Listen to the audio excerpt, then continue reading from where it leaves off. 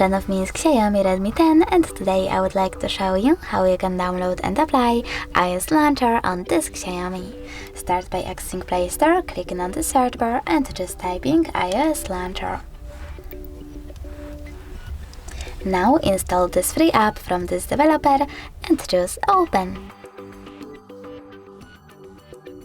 Over here, select while using the app, tap on Allow and choose Home button.